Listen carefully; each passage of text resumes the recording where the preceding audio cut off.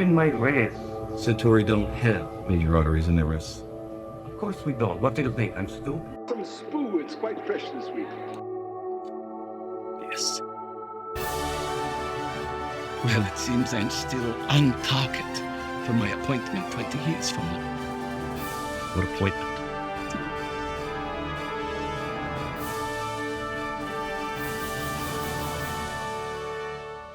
Hello, everyone, and welcome to Who Are You? Babylon 5. What do we say? Watchcast? Is that what we're Yeah. Watchcast. Yeah. We're professionals. Yeah, sure. I'm Xhafer, And I'm Laura.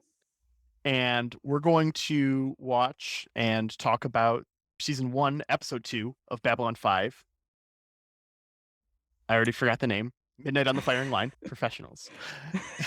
But before we get to that, Laura, I have to ask you, who are you? Who are you? Who are you? Do you know who I am?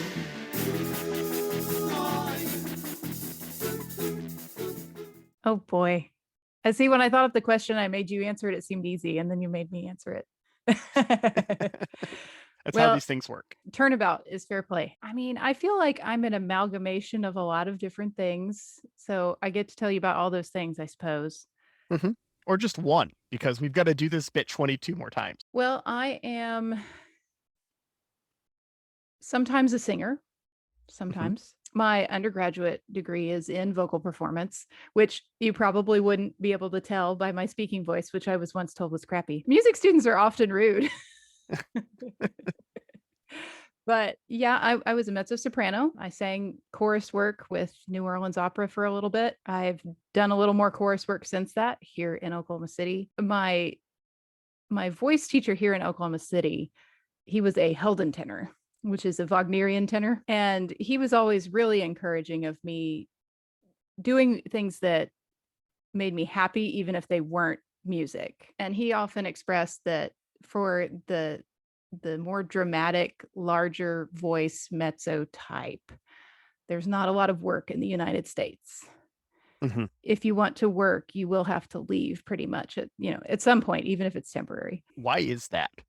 Is it just the type of opera that gets by here? Is there not? I mean, I assume there's not as much. I feel like most of the stuff I see advertised is typically more like Broadway style musical as opposed to opera. It is that. It's that Broadway is American, right? Broadway started in America and it is ours. And the musical form is quintessentially American. You think of the classic musicals, not even necessarily current day musicals, but you go back and like Rodgers and Hammerstein and Lerner and Loewe, like they built the American musical style. But opera is a transplant. Yeah. Opera is Italian. It's French. It's German. You don't really think of it as American. And that like ethos that every city has several different companies that will do musical theater, but they usually only have one opera. And that's not always true. Like New York has had multiple opera houses. Some places have, they'll have an established big opera house that you think of it, but they'll also have smaller opera companies. But that's pretty unusual for most of America. And in Oklahoma, for a long time, we had one opera company in the whole state, which was Tulsa Opera. Now Oklahoma City has its own competing. We can't even compete necessarily. Competition is the wrong word. We have our own little opera company that I volunteer for. That it's really hard to start an opera company in a city that hasn't had one for 40 plus years. Like Oklahoma City had an opera company. I think the last time they had one was in the 60s. Okay. And I said 40 plus years, but I'm pretty sure now that I say that is 60 plus years because time is like, Yeah, time does that. Yeah, it's like 60 years now. Yeah. And it's just, there's just not as much interest in it, which, that's its own thing. Opera needs to evolve a little bit. And so I did not make that my career, but I do volunteer with it. And I do really support the art of opera because I think it's so complete and there's a lot you can learn from it. I think that without opera, you wouldn't have the same epic movie scores that you see today. Yeah. I buy that. You may not have movies where people are singing like that, but the orchestral lushness of movie scores today comes from opera. I would put money on that. I'd subscribe to your podcast. Note, we actually do. My friend want to start an opera podcast. Oh, nice. We're going to get my husband drunk and then make him explain opera plots. That's our idea. Well, when it starts getting recording, be sure to cross advertise here. Yeah, sure. If only to let me know so I can subscribe and listen to it, because I'm here for that. You'll love Jill. She's hilarious. Well, do we want to get into the episode? We should get into the episode. Yeah, this is Babylon 5 as I remember it. For sure. A lot of the temporariness of the pilot is gone. Everything feels a lot more rounded. Everything feels a lot more put together. Definitely. And there's a lot in here for later. And there's some of that in the pilot. And I know we talked about it and we called it out in the pilot. There's about the same amount of it here. And to just continue that level of world building, I mean, that's what Babylon 5 does. Yes. So to just see it go full swing. So we open up on Ragesh 3, which is a Centauri farming colony, and it's under attack. Yes. Oh my gosh. No. I know I said that this show is Babylon 5 as I remember it, and I said it very fondly. The first 30 seconds are not. We get some rough looking Centauri. We get the rudimentary computer graphics with the ships coming in, and we got a fun. Did you notice the camera thing where it circled around his face? Yeah, it's just show drama somehow. It was very dramatic. You'll have to tell them it's the explosions. Yeah. Because, one of the things that this show does so well is all of the alien races have very distinct ships. Nothing really looks the same. And I mean, even to the point where it puts Star Trek to shame. Yeah. In Star Trek, everything has almost the same basic design in some variation. A Klingon ship isn't really that different from a Federation ship. They just took the hull and the bridge and switched on the sizes, they're effectively the same thing. Everything's got those two very distinct nacelles. Yeah, that's true. And except for the Borg, which is one of the reasons why they're creepy. Yeah. It's because they're the only thing that's really different. Yeah. And there's nothing sleek about it or efficient about it because there doesn't need to be in space. Yeah, right. It's space. What's drag? Anyways, so I knew who was attacking, but besides remembering the plot, because the ship design is so distinctive. And one of the things I noticed is the cruisers are actually not the right race. Oh my gosh. The fighters are the right race. And that's what they zoom in on. Yeah. But the big old cruisers that are coming in with them, the dreadnoughty ships, are not. All that matters is that the fans of the show liked it. Last night's Itsy and Scratchy was, without a doubt, the worst episode ever. Rest assured that I was on the internet within minutes, registering my disgust throughout the world. And I don't think we see anything like those again. They're closest to human ships, but without the rotating bits. And that's not what... are we going to just... it's only 12 minutes into the episode, I think. Yeah, yeah. Where we find out it's the Narn who attack. And those are not Narn cruisers. Narn cruisers are giant diamond shapes, almost like kites with red. I thought I remembered that. I thought I remembered that they were different, but I didn't connect that this looks more like a human ship. I scrubbed to 34 seconds in and I'm like, oh yeah, I see exactly what he's talking about. So yeah, I didn't quite register that was something wrong with continuity.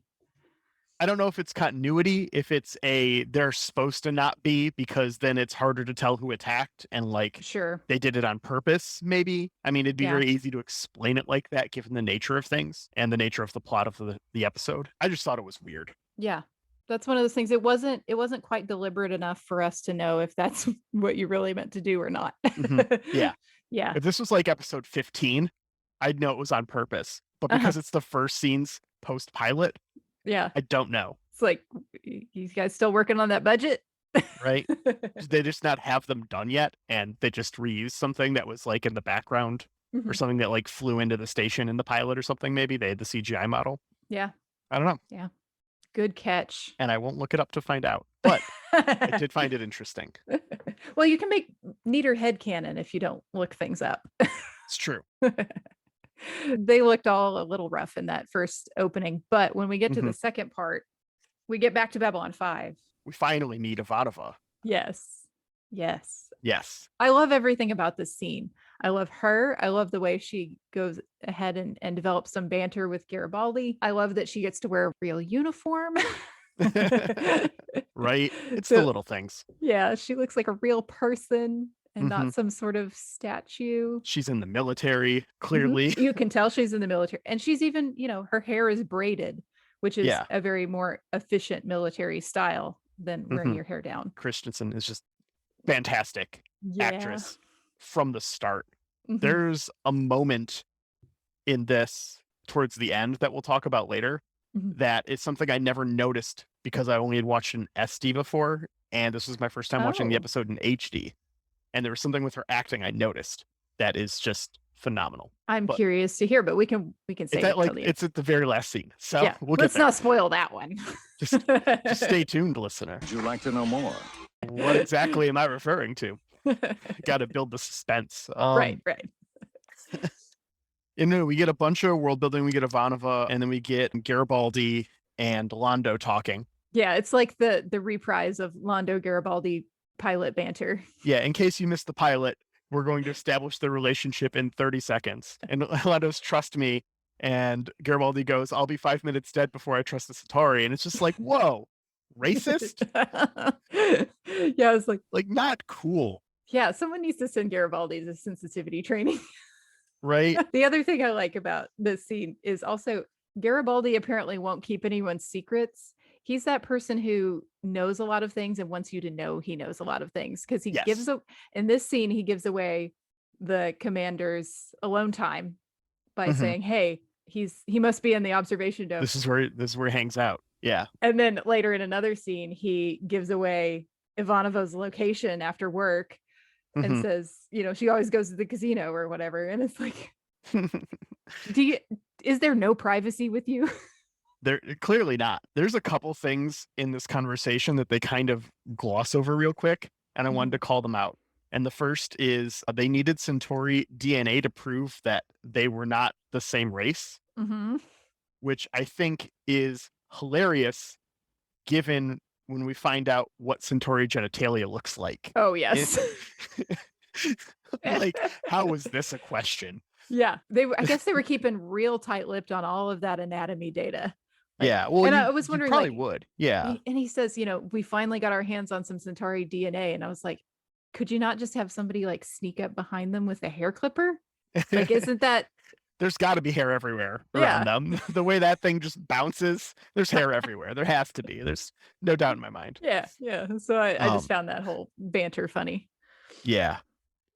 I mean, they do establish that Centauri are the first alien race the humans meet.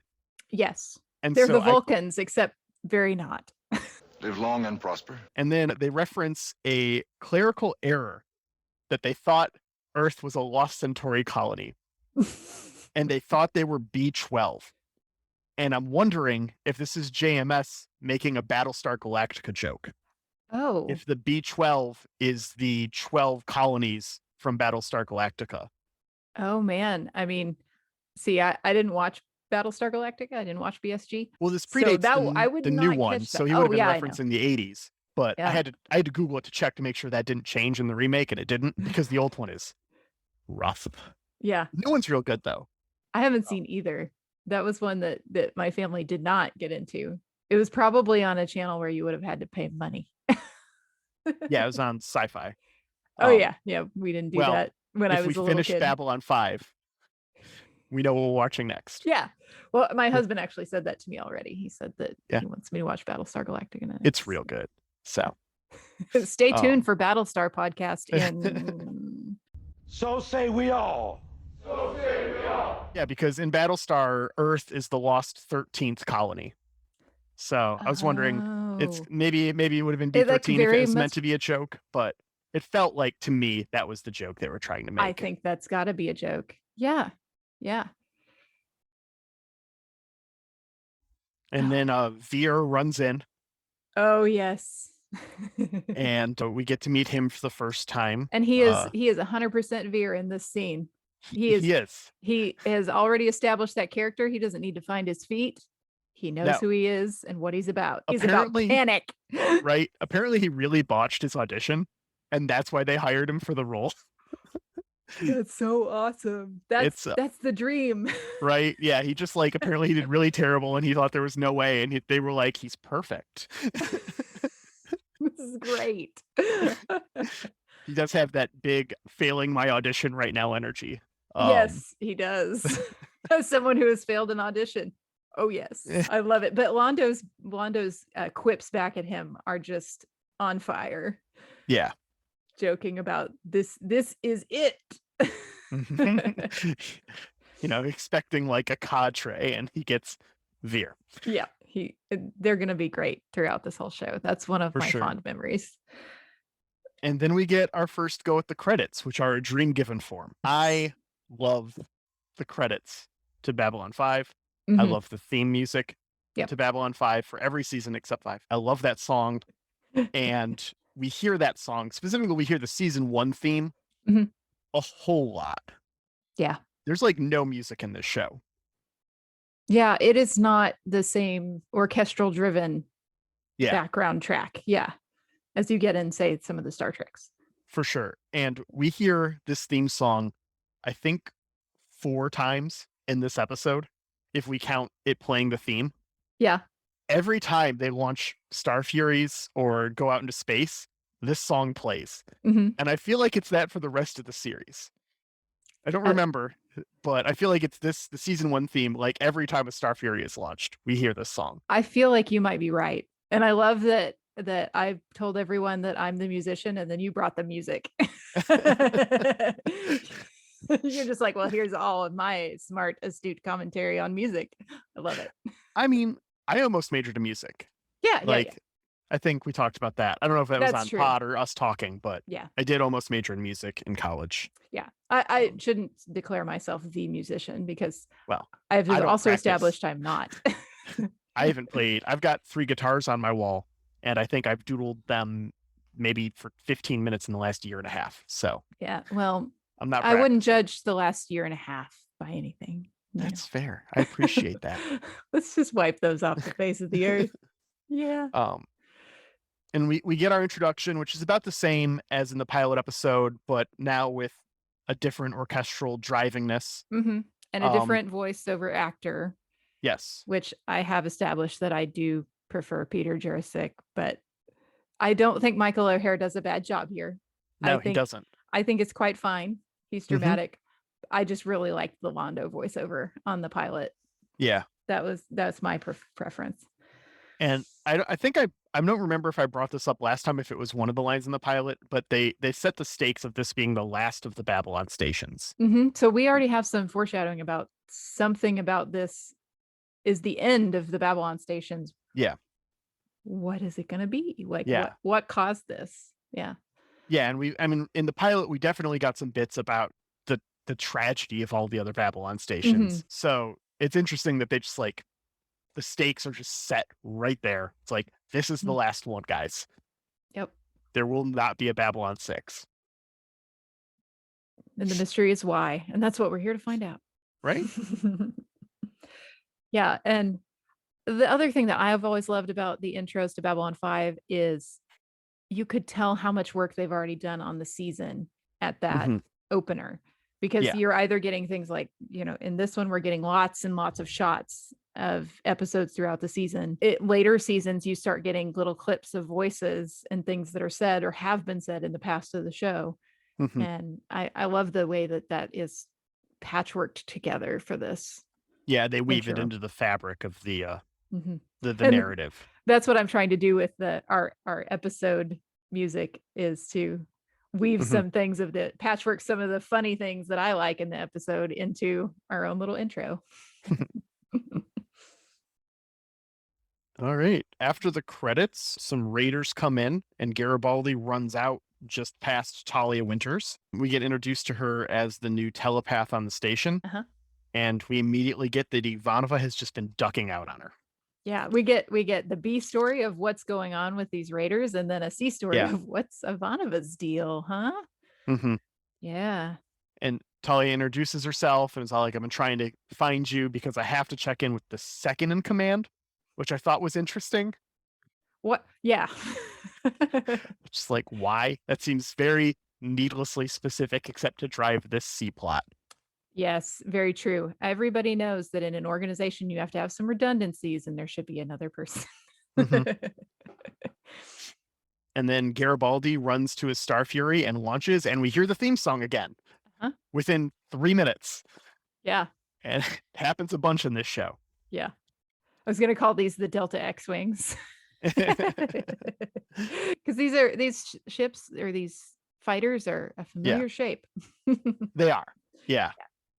They're interesting. I like one of the things I liked about them compared to most other fighters is their engines are on both the front and the back, which you would totally need for space. Yeah, for sure. And a lot of fighters don't get that. They're just like, oh, it just stops. Yeah, right.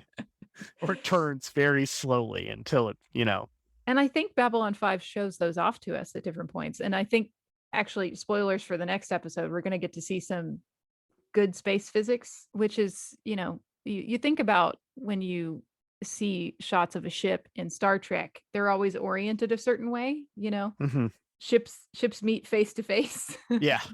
They're not coming one's up like, here. Yeah, right. Yeah, you'd think they would meet from all different angles and they'd be backwards and stuff and it wouldn't matter. But if you really think about space and the physics, it's like, oh, anything can happen. And I think Babylon 5 handles space physics very impressively. Yeah. And I think that's probably one of the things that drew my father, being a physicist, to this show, was that even though this is a little, at times Babylon 5 is much more fantastical, almost fantasy, which we'll get into in the next episode, but it still has enough grounding in science and puts effort into science to really drag in the hardcore sci-fi fans who maybe don't usually lean toward the fantasy, but it's got a good basis in science. Yeah. So the Star Furies launch, and then we get a little bit with Sinclair talking, and he drops the line that his family's been fighter pilots since the Battle of Britain, that's a lot of history. That's many, many generations. This is, because we're talking basically from the first fighter pilots to ever exist through to the 2260s. It must be genetic. Right. There's a lot of iterations to go through between now and then. And they're talking about the upcoming presidential election. Oh, this made me laugh, but well, for lots of reasons. Apparently nothing has changed in 300 years and we still choose president based on appearance. Right. That's the only real qualifying factor any politician could ever have. Yep. She makes a note that Santiago has no chin and Clark has too many, and that she's not fond of Santiago's VP, which is important world building for later. That will come back to that point. Yep. You will need this information later. And then we get a scene with Londo getting the footage from Ragesh 3, and we get our CSI enhance. Enhance.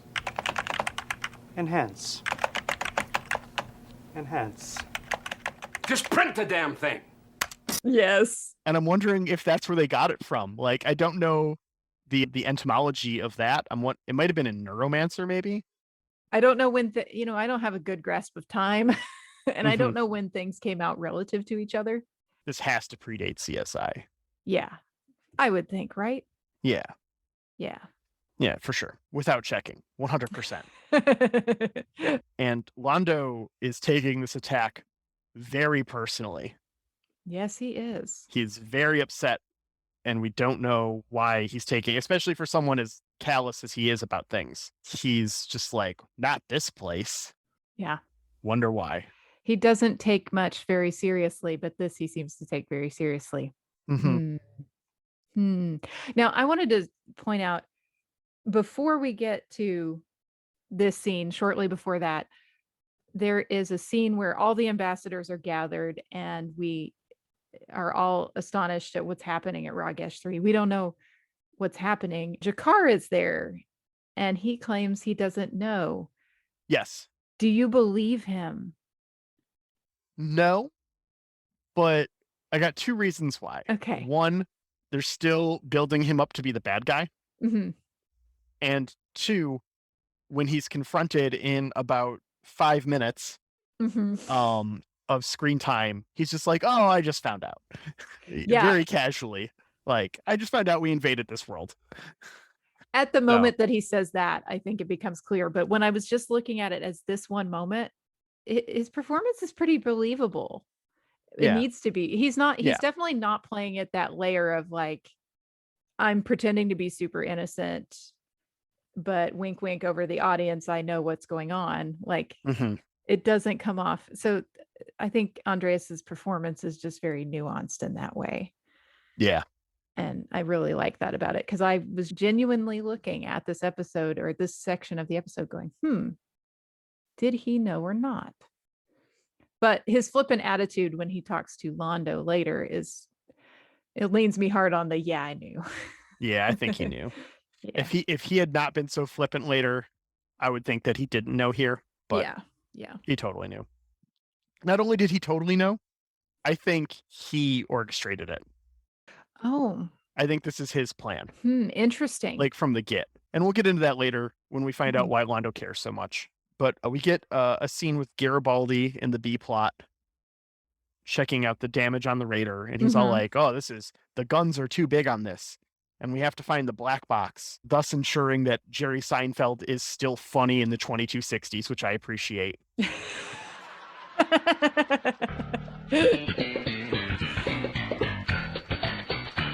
Some of those bits are timeless. The funny thing is he's actually more correct there. Why don't you make the whole ship out of the black box actually works in space? Yeah. Maybe space black box is a very finite material that we make that out of. Quite possibly. Yeah, that would make sense. Yeah, I don't know. That's headcanon right there. Yes. So not only did we establish Garibaldi as, the crack detective in the pilot, now we're going to also make him a super good pilot in episode 2. Yeah. Everyone in the main cast, really, like all of the Earth Force people are like accomplished pilots. Yeah. I want to meet the Earth Force accountant. God dang it. Maybe I could be a pilot if I was an Earth Force accountant. I do like that. You know what I like about their fighter pilots and these small craft pilots in Babylon 5 better than Star Trek? We're wearing a spacesuit. Right. We're wearing something that looks like if things blew up around us, we would survive it. Like you're still stranded in space, but there's lights and oxygen and you have a few minutes chance, but all this the Star Trek shuttlecraft going around out there. Yeah, you just got nothing. Yep. The hit's too strong and we're gone. So I wonder if it's a futility thing with Star Trek, because whenever we see a ship explode, it explodes in Star Trek. Yep. It's all that dilithium, I guess. Right? It's just like the warp cores or whatever, when they blow, it's just too much energy. There's no point in the spacesuit. It will do you no good. Could be. That's dark. Or it could just be that spacesuits don't look as good on TV. Yeah, probably. Budget, yeah. But I really appreciate that realism in Babylon 5. Yeah. And we called that out last time too, where they're wearing armor to go fight. The show is not as concerned with looks as it is with what's practical. I like that's important. And it plays through with the whole series too, which is good. It's very consistent. After this, Londo confronts Jakar eating Spoo, which is our first reference to Spoo. Oh boy. Would you like some Spoo? It's very good. No, I don't want any Spoo. I hate Spoo. I don't even know what Spoo is. Now go away. I want to know where this joke came from. I need to know. J. Michael Straczynski, you got to tell me where Spoo came from. the I'm internet sure- already probably knows. Yeah, I'm sure you But, can like- Google it. But no, J. Michael Straczynski, you at me on Twitter. Tell me. Explain your Spoo. And things get heated Mm. real quick between these two. And then Londo spits in his Spoo. Yeah. That was just a sentence I really needed to say. I'm sorry. We don't have to put that in there. No, it's good. It's rhythmic. It's got some healthy alliteration. And it gets violent really quick. And those Yeah. guards rush in there. And they have good uniforms too. I Mhm. appreciate that the security uniforms are very distinct, at least color wise, from the Earth Force uniforms. So we can tell them apart quickly. And it gets really threatening. I mean, they exchange some real serious dialogue. What reason is there to attack unarmed civilians? We wondered the same thing when you attacked our world. And we've established the history of these two peoples, Mhm. and there's a lot more of that to build on, but they do not let up on it for a moment. They're beating that drum pretty hard. And then we go into Sinclair speaking to Londo in his quarters, in Londo's Mhm. quarters, which I love Londo's quarters. I feel like they decked him out a little more for the season 1 than when we spoke to him. I believe we spoke to him in his quarters a couple times in the pilot, right? Or am I totally making that up? I don't remember. I just remember Delen's quarters and how different they are. You might be right. I'm sorry. I've watched these first 3 episodes so many times that they are running together a little bit. So, but I love Londo's quarters. I love the way they've decked him out. Yeah, they're great. It's that very like historical, his little quarters could be a museum, very fancy art, historical looking. I like it. But he decides to go and spoil the whole damn show for us.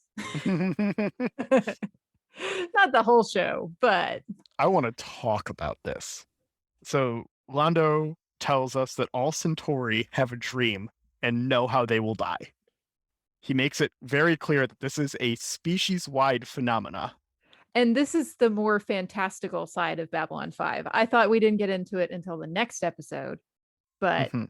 this is definitely kind of a fantasy moment because it's like, how do we all as a species have a premonition of when we're going to die? Right? How do you not can you imagine everyone There must be a lot of generalized anxiety disorder on Centauri Prime. or none? Well, maybe that is. You're like, well, it's all like, well, I know that I'm going to die in a accident with a bus. Mhm. So I just don't ride buses. Yeah. And then the one time I'm forced to, I'm like, but maybe that's why the Centauri are the way they are as a species, because it's very like Rome right before or after it collapsed. yeah. In the sense that you get for the Centauri a lot of the times, like ancient Rome going down is what I think of. And maybe that made them very nihilistic, being able to all know when they're going to die. And so as a species, they just sort of imploded. I don't know. Has it always been that way? Did it start at some point? What was that like? He talks about how he knows that it's going to be. Him and Jakar, 20 years from now, are going to strangle each other to death. Yeah. Period. Uh-huh. And I was just like, how do you handle that as Sinclair? Knowing that this ambassador is telling you right now, someday he's going to kill this other ambassador. You hope you're promoted off the station in 20 years. It's like, this seems like it could be an HR issue at some point. But he takes it in stride. He takes it really well. Yep. He lets Londo deliver his monologue. And over the course of which we find out why Londo took this so personally. Mhm. His nephew, Karn Malari, wanted to do the noble thing and join the military. And Londo's like, you're an idiot, but I have enough influence to stash you away on this world where you'll Mhm. never be in danger, except for the second episode of the TV show. Except for it's all my fault that you're in danger. Right. And immediately, right? Hmm. At least probably not in Londo's time frame, but I really feel for him right there. Like you can tell that he was trying really hard to do the right thing for his family. And, no good deed goes unpunished. Mhm. So he's in this situation now. And man, we get a really good line from Londo towards the end of this scene too. And it's like, my dreams of galactic peace, I think, are long past innocence and fast approaching apathy. Yeah. That's Yeah. really real. That's heavy. he is the kind of jaded that he doesn't think that things can change anymore. And he is powerless to make any changes. And that's really sad. Mm-hmm. It's really sad. Yeah. And that's not true. Mm-hmm. It is definitively not true over the course of the TV show. Right. Right. Gosh, the more I think about Londo, the more tragic he gets. But right now, he is very amusing, and he is a very good actor in this. Peter Jurasik just does a fantastic job making him believable. And I think about the accent that he puts on for this, and it's like, it's obviously mimicking some sort of European. Yeah. But sometimes it's something a little Italian, and sometimes it's something a little French. Yeah, it's very nondescript. It's really aristocratic. It's enjoyable that way. And that makes these monologues more dramatic. But after we end the drama with Londo, we get back to the B story for a brief second. Mm-hmm. What the hell is Garibaldi eating? I don't know. He's like got the whole casino buffet. It's like some weird triangle meatloaf thing. It's bizarre looking, whatever it is. Yes. This is a great set. He's gone to the casino buffet. Yeah. And he just has the most hilarious, like, spiky fruit. Yeah, he's got like half of a mango surrounded by grapes. That's just like, it's not even like a deshelled mango or anything that's edible. Yeah. Just cut it in half. Good to go. He's a stress eater, though. He's really worried about this whole Raider situation. Yeah, the universe is going to hell in a handbasket, which I think he says probably another 400 times throughout the course of this show. Yeah, he's clearly our old curmudgeon of the show. Yeah. And you can tell because his hairline is just moving on back. I feel bad for Jerry Doyle having to go through that part of his adult life on camera. On camera like this. The wrong time to choose to get into acting. Yeah, I feel a little bad about that. And then Talia shows up, and Ivanova clearly sees her and then pieces, just ducks her again real hard. I aspire to be this bold. to be as bold as Claudia Christian, being like, well, there's someone I don't like, bye. Right. Just like make eye contact and then turn around and leave immediately. Just like not dealing with it. I'm working towards it. One day. And that's when Garibaldi gives up her free time and advises Talia to try to catch her there, which is exactly what Ivanova is going to want, right? Right. To be caught after work by the one person she's been avoiding all day. Cool. Yeah. Drinking. Good job, Garibaldi. So there's something in this scene that I noticed that I wanted to call out, but it's super spoiler town. Okay. Heading to spoiler town. Heading to spoiler town. Population us. So Ivanova, like we see Talia start to walk up from a distance, right? Ivanova knows, turns, and leaves, right? There's no acknowledgement of Talia. Oh. We later in the series find out that Ivanova is actually a latent telepath. I'm wondering if this is an early tell of that and she sensed Talia. That's what this played like to me. That would be a juicy read. I like that. I didn't quite catch that myself, but I see what you're saying. Yeah, just the way it plays out, like the way that like she reacts without looking and then looks to confirm. Like the look is not to notice, the look is to confirm because she's already started leaving at that point. I'm seeing that in the time scrubs. After we leave that, we get Commander Sinclair going back to visit our old buddy from the pilot. Right? Rock'em Sock'em Kosh.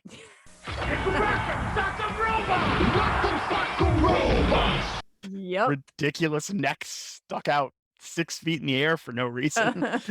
Like we said, this encounter suit does not do shit. So like it's gotta look cool. Ignore the flashlight behind the curtain. Like this scene is ridiculous. How do you have this experience and not just be like blown away by it? Because it's just literally like it's like a will-o-wisp behind this curtain just jumping around all over the place. I'm really surprised that Sinclair got to go in those quarters, to be honest. Right? Yeah. I didn't remember any. I remember Sheridan eventually getting to confront Kosh in these sort of ways. And we get classic creepy Kosh. when Sinclair's explaining the situation to them, and he asks, they are a dying people, we should let them pass. And he goes, the Centauri or the Narn? And Kosh says, yes. Which I thought was super interesting because the Centauri and the Narn both have absolutely no value to the Vorlons. Like in the grand scheme of how the story will play out. The Vorlons have interest in certain races for certain things. We'll get there. And the Centauri and Narn, notably, they won't have access to those resources for whatever reason. I'm being super ambiguous because it's a fun twist. But yeah, so it's like he just knows. He doesn't care. He doesn't care about either of those races. That's not why he's there. that is classic Kosh. And that is the Kosh I remember, not the rolling clearly on some sort of wheels Kosh from Right. the pilot. The pilot Kosh is way rough. Yeah.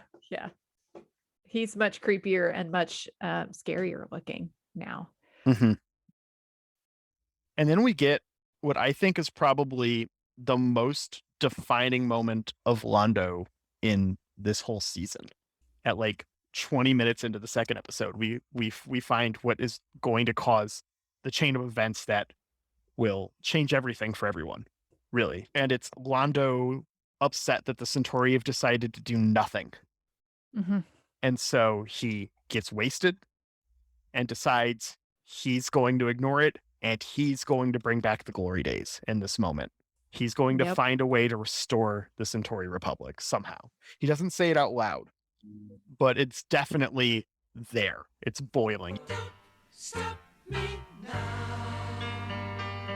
You can see it in the way Peter Jurassic acts and handles this scene. And it's definitely foreshadowing. Oh, yeah. Foreshadowing of some of the events that are going to happen. This is this moment where there's definitely a bent towards being a certain way. Yeah. If we don't have this event, I don't know that he takes Mr. Morden's offer later. This is the straw that started breaking this camel's back. For sure. Yeah. It's definitely strong foreshadowing. In the next scene, we also get some strong foreshadowing of real life events as Talia and Garibaldi flirt in the elevator because they got married. You know, I now that you say that, I'm remembering that. Yes. Yeah. Yes. Yeah, not in the show. That's not a show spoiler. Well, I guess that's a show spoiler, but the actor and actress, Jerry Doyle and Andrea Thompson. Let me just say, this is not a good pickup line. Oh, no. No one used this. No. Show you my second favorite thing in the universe. Well, he did offer to show her his favorite first. That's true. And when she didn't take that bait, he offered the second favorite. Mm-hmm. And I was just like, wow, that's really bonkers. This show wanted to establish itself as a little more edgy, I think. Yeah. And also, it got jokes. Right? At least it's calmed down from the pilot. The absurdity of it. Now we're bringing the jokes. Right? Jokes. After this, Jakar tells us about his dreams of genocide. Yeah. Just cleanse the universe. Whoa. You can't say things like that, Jakar. Yeah. This episode is really strange here. Jakar does go really hard on the genocide pedal, but Sinclair is also very preachy at telling an oppressed person how they should feel. Yeah. And what they should do. Mm-hmm. To be a good oppressed person. And, you know, for anyone listening in the distant future in the 23rd century, the 2020s are not a good time to tell oppressed people how they're supposed to feel about being oppressed. Context. Yes. It's very important. That's the defining feature of this decade. We're only like 2 years in, but I'm pretty sure that's it. Let's hope that keeps going. Dear listener in 2027 laughing at me mockingly right now. We do get a reference to the terrorist nuking of San Diego too, which is good world building. That is interesting. Because we see the San Diego wastelands at one point. Oh, yes, we do. Yeah, I remember that. Star Trek gives us, you know, Starfleet headquarters in San Francisco, and Babylon 5 gives you the smoking wastelands of San Diego. Yeah. Enjoy. Garibaldi gives us a timer on the B plot. We're going to up the stakes. On the Raiders. Michael, we don't have a lot of time on this. And it's never referenced again. but the stakes are upped. And then we get senators again. Yes, I love senators on the TV. And it's different senators. Yeah. It's always different senators. Like they take turns on Babylon 5 duty. Who's minding Babylon 5 this week? Right. I drew the short straw. Uh-huh. He does reference the committee, though, the senator that we're talking to this time. Oh, yeah. Which makes me wonder if there's like in our Senate, there are committees that would do things like this. Is there a Babylon 5 committee? Well, there'd be like a foreign relations. There'd probably be an interstellar foreign relations committee. Mm-hmm. So maybe that's and we're just seeing those people in and out of election seasons. And then we get the theme music again as the Star Fury's launched because we've got the timer on the B plot. And then we have like another like minute of other stuff that happens. And then we go back to space and we get the theme music again. Yeah. And there's no music in between. And I couldn't help but wonder if the show was made today, if they would just have like a subscription to one of those websites where you can just get free use music. And that would have solved the problem of how quiet this show is. Because I don't know, it's never really bothered me as much as the time I watched this episode right before we recorded, but it was really getting to me, just like the absolute lack of music until the theme song plays throughout almost the entire episode. Yeah, we spent all our money on this theme song, so we can't hire any instrumentalists for this episode. So here we go. Just replay it. Yeah, but I think it's interesting, Sinclair does a similar thing here. In the pilot, he didn't go to the council things because he was on trial. And this time he's like, I'm just going to ignore what you told me. Yeah, it's this like scapegoat. And I love how Ivanova's reaction is not, and Takashima was kind of like, I'm not ready to go be on the council. Yeah. Ivanova's like, okay. I guess I'll go do the thing. Yeah. And she's like, I guess I'm voting for sanctions. Wink, wink. That's what you told me. Didn't hear anything else. Move on! Nothing to see here! Please disperse! Nothing to see here, please! I liked that, especially, last episode, Sinclair was very, you're doing this by the book. And now he's like, I'm going to go do this. And you pretend you didn't see anything. Right. Very, very stark contrast. Yes. But he's playing chess here. He's got a couple moves ahead planned out. He does. This is when we get in the council chambers, we get the video of Karn Malari that, they say his name so distinctly. And then Jakar has to also go, guess there's a relation. They say his name a couple times too. Well, maybe Malaris are like Smiths. Maybe. We don't know. That's a fair call out. I shouldn't assume that Malari is an uncommon Centauri name. Right. And they explain that Homeworlds has abandoned them and they're joining the Narns. Just like, peace, we're out. Lando does not take that well. He does not take that well. And he's not wrong. Obviously, it's a script, but everyone is sitting there. We have the 4 main alien races ambassadors there and the League of Non-Aligned Worlds, right? Yeah. Which I love that as a name. I didn't hear about the League of Nations until after the League of Non-Aligned Worlds in my development as a child. And when I got to that League of Nations, I was like, oh, this makes more, it makes the League of Non-Aligned Worlds make a little more sense too. Yeah. There's a nice Easter egg there that I like. But yeah, we have all of them there. And Jakar has Londo up against a wall. Yeah. We all know that this is probably not true, that they asked for the Narn's help. I used quotations for those of you who are not looking at me on a camera, but what can they do? Like, yeah, they know it's not true, but what can we do about it? This is where Sinclair's chess game starts to become apparent. But first we have Talia running into Londo. We see Londo preparing something in his quarters very hurriedly. I love this scene. He's taking apart all of that art and historical looking stuff that I was so intrigued about earlier. And he's taking it apart and fashioning it into some sort of weapon. Yeah. And what we find via Talia running into him and having a psychic vision as they accidentally touch is a gun. And he's just going to go murder Jakar. Just straight up, just very publicly murder this dude. And Talia finds Garibaldi, warns Garibaldi. Garibaldi confronts Lando. Yeah, and this is a good scene. It's a really good scene. It gets him to give up on it. Well, not even really give up on it so much as wait in Lando's perspective.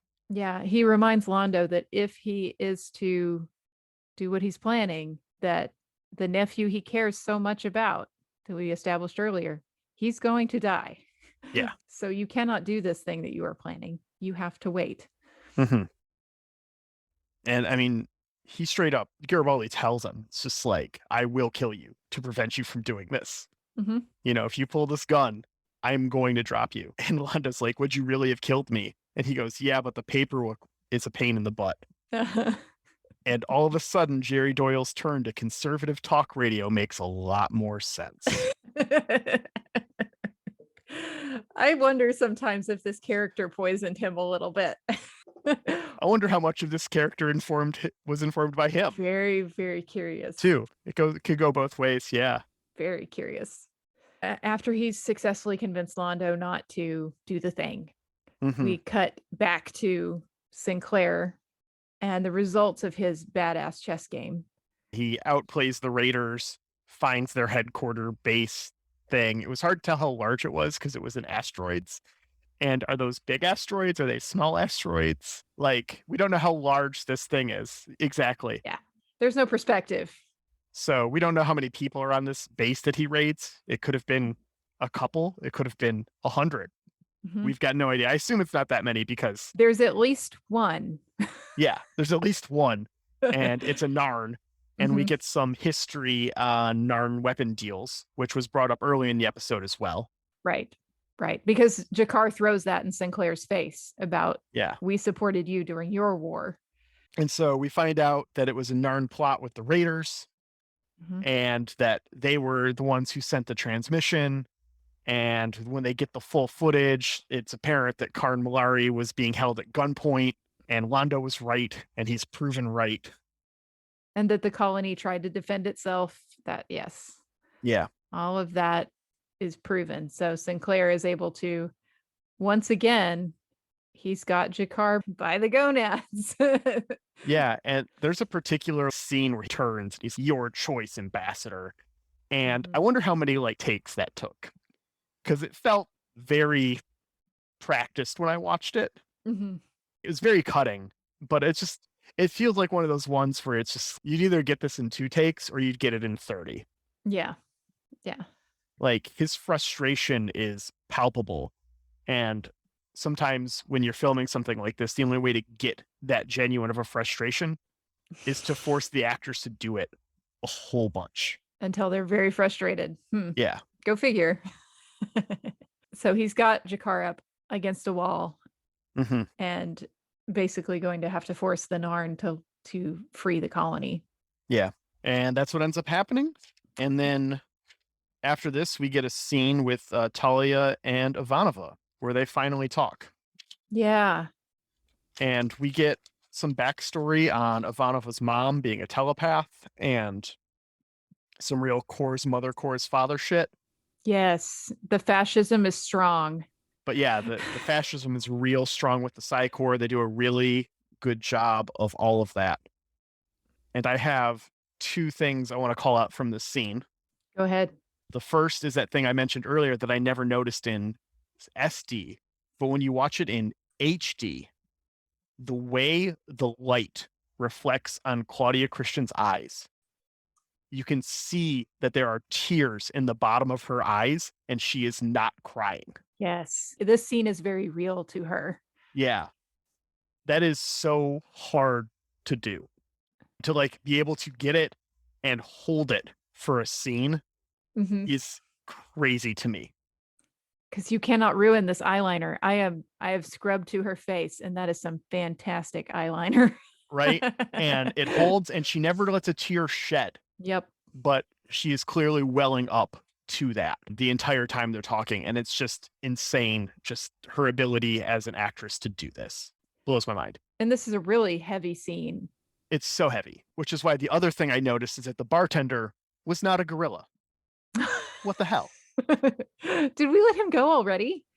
I think so. Damn you! God damn you all to hell! I don't think we see a gorilla bartender again. I'm going to be looking a lot. That's a shame if we had to let him go this soon. That would have really lightened up the tone. But instead of, you know, a gorilla bartender to lighten up the tone, we're going to, and we had a allusion to some darkness when we discussed how the election is turning out. Yeah. Wait. No, that doesn't have until after the scene. I'm sorry. Oh yeah, we're going to lighten it up first. Yeah, Garibaldi and his second favorite thing in the world with Delenn. Yeah. He's found someone to share it with. Right. And it's Duck Delenn. Dodgers. So good. I cracked up so hard at this. Yeah. Because his laughter, for one, to me, I'm not sure how genuine that is for me from the actor, but also TNT or this show was owned by the WB, right? So we're using a WB property, which is Looney Tunes. Yeah. Yeah. Turner, Warner Brothers was, I don't know. Yeah. Okay. And at the time, it made me laugh because it was like, it can't be Disney. It can't be anybody else. It's got to be something that we own. So these are the cartoons we own. Right. I loved it. And Mira Furlan's, the way she plays this with like examining her popcorn. Yeah, no, the way she picks at it is so funny to me. And you can tell she likes the popcorn. Like she's delighted by that popcorn. It is very interesting. She does not get what's happening on this TV. And this TV is so small. Right. It's a really tiny TV. And I mean, it makes sense that she's not really there for it because it's very physical comedy. And they actually talk about Minbari humor being pun based. Yes. In season 5 in the episode with Rebo and Zudi. Yeah. So it makes sense that she's just like, I understand that you think this is funny, but I do not understand. She's delighted that you think this is funny. She's very happy for you. And she is interested in this popcorn. It is salty. It is good. But yeah. Her laugh is almost like with Garibaldi, not at the show. Yeah. I love it. It builds a lot for the Minbari right there in that moment. And also is a good fun for the viewer. Yeah. And then after this, we get our election results, our D storyline. Yeah, a very deep D story. Yeah, and we hear that Santiago wins, and this is all just over the news to us. And he won on the campaign promises of a closer relationship with the Mars colony and a greater emphasis on preserving Earth cultures in the face of growing non-Terran influences. And both of those things are huge foreshadowing for stuff that comes later. Yep. And I loved it. I totally did not catch that last time I was watching the show. That is one of those things. Like Londo called it out for us when he told us his foreshadowing. He said, in 20 years, I'm going to do this. This is much, much subtler. And I like that better. For sure. I wish Londo had not told us in the second episode about his vision. It was too early for me. We don't really know Londo yet. It was just like, God damn, you're gonna spoil the show in the second episode. But this foreshadowing was much more subtle and buried, and just kind of a parting thought at the end of the episode. And I like that a lot. Yeah, it was really good. Yeah.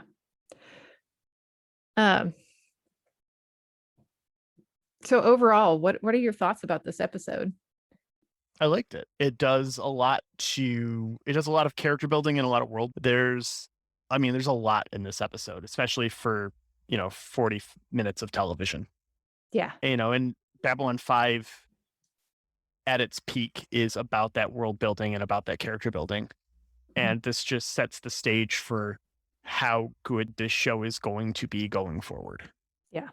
Not every episode lives up to this episode in terms of how much character building and world building we get. And I feel like that's very true for this season. For season 1, we get a few good ones right here at the beginning, though. This one and the next one, I didn't realize how good they were. Like the first time around. What is the next one? Do you have the preview? Yeah. So the next episode that we're going to have coming up is Soul Hunter. Babylon 5's alien residents fear the alien soul hunter Sinclair rescues from a disabled spaceship is there to steal their soul. Yeah. Well, That that's very is- accurate. The word alien and soul are 5 times in that one sentence. Yeah. Yeah. We maybe could have been a little more concise, but it is an accurate description of the episode. Yeah.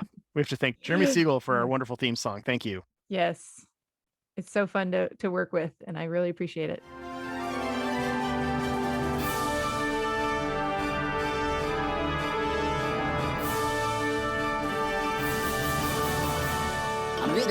That's all, folks.